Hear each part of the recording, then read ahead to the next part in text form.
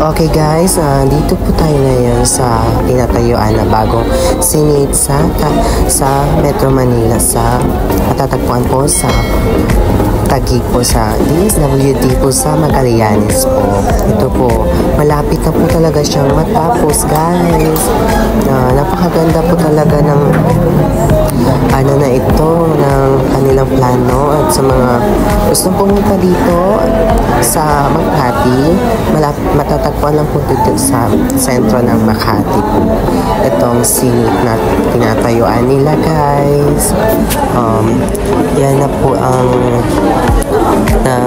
prepare nila sa mga design ng mga buildings. So very nice talaga siya.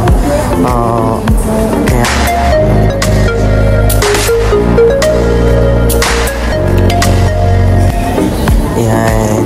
Tatapos na talaga siya guys. Ilang months na lang ba ito? Matatapos na talaga at pwede nang lumipat ang mga senator dito po sa Senate na ito. Napakaganda talaga niya guys. Super lucky talaga niya guys. Yan.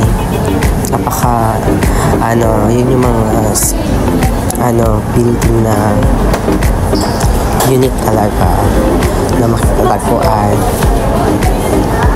Yan siya guys. So very unique ang paggagawa ng mga kaya sa mga dyan, mga empleyado ng mga super galing talaga ang nagawa nito guys. So super galing talaga niya guys.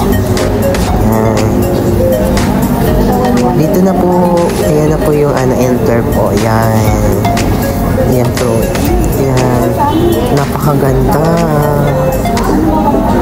Okay guys, for more video guys, just click to my YouTube channel and subscribe to my YouTube channel and para supportahan niyo po ang aking YouTube channel po guys.